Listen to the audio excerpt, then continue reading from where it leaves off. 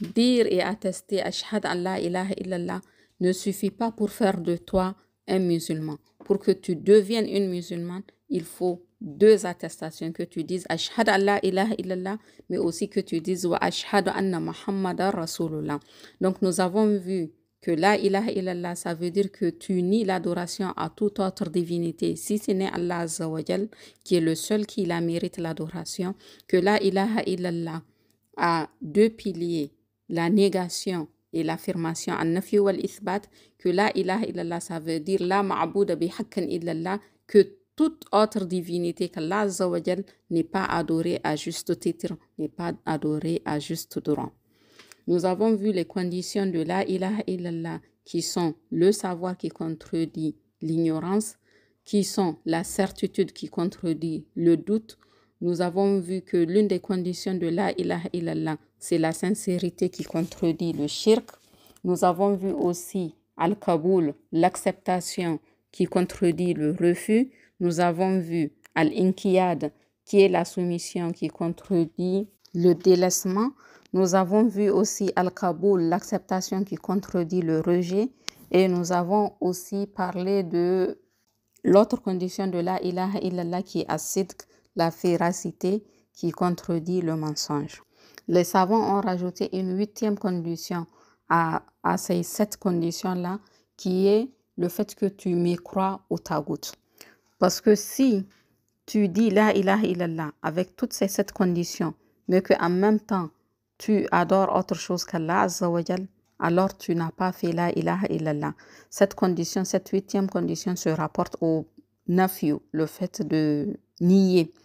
Donc, فَمَنْ يَكْفُرْ بِالتَّاغُوتِ وَيُؤْمِنْ بِاللَّهِ فَقَدِ اسْتَمْسَكَ بِالْعُرْوَةِ الْوُثْقَى لَا انْفِصَامَ لَهَا. Donc, la 8e condition, c'est que tu dis la ilaha illallah tout en mécroyant en tout ce qui est adoré hormis Allah subhanahu wa ta'ala.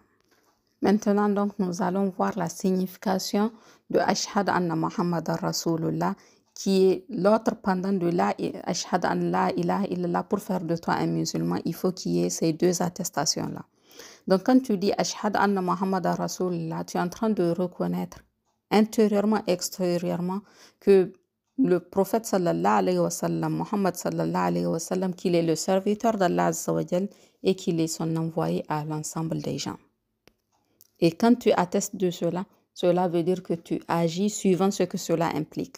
Tu obéis à ce que Muhammad sallallahu alayhi wa sallam a ordonné, tu crois en tout ce dont il nous a informés, pour tout ce dont il nous a informés, que ce soit des choses du passé que tu ne connais pas ou des choses du futur que tu ignores.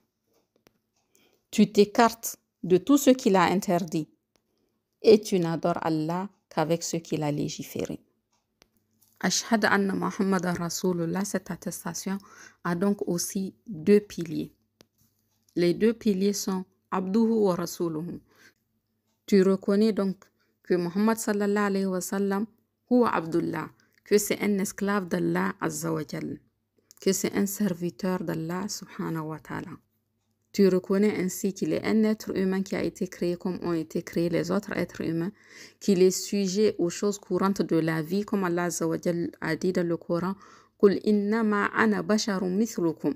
Dis, je ne suis qu'un être humain comme vous. Et il a assumé sa servitude envers Allah Azza wa Jal comme il se doit, le prophète sallallahu alayhi wa sallam. Et Allah Azza wa Jal l'a félicité pour cela dans le Coran. Alaysa Allahu bikafin abda. Allah ne suffit-il pas à son esclave? Alhamdulillahi alladhi anzala ala abdihi al-kitaba.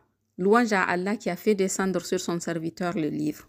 Donc on reconnaît au prophète sallallahu alayhi wa sallam ce statut d'esclave à Allah Azza wa Jal pour ne pas tomber dans l'adoration du prophète sallallahu alayhi wa sallam, comme l'ont fait certains associateurs en invoquant le prophète sallallahu alayhi wa sallam et en faisant des doigts, en allant à sa tombe, en lui demandant de faire des choses qui ne dépendent que d'Allah Azza wa Jal tout seul.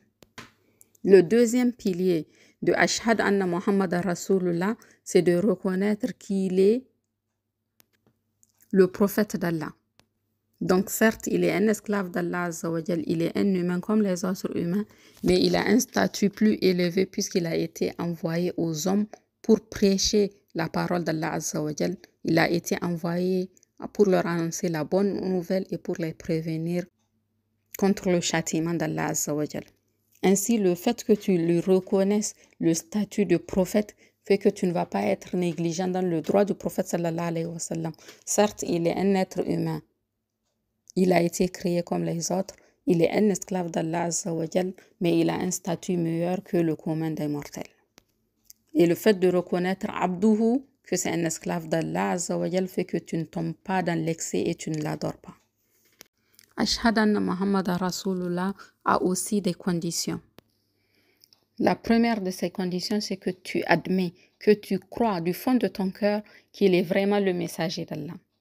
La deuxième de ces conditions, c'est que tu obéisses à ses ordres et que tu évites ses interdits.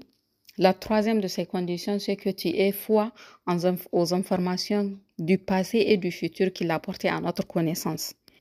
La quatrième des conditions, c'est que tu l'aimes par-dessus tout d'un amour plus fort que celui que tu éprouves pour toi-même, que celui que tu éprouves pour tes biens, celui que tu éprouves pour tes enfants, pour tes parents ou pour l'ensemble des gens.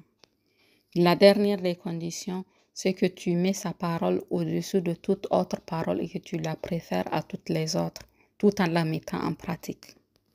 Ainsi donc, cette condition implique que tu obéis au prophète sallallahu alayhi wa sallam, que tu crois avec sincérité avec ce qu'il a dit, que tu t'abstiennes de ce qu'il a interdit et que tu te contentes de pratiquer sa sunna. Tu abandonnes les innovations, tu abandonnes tout ce qui est venu et qui contredit sa parole.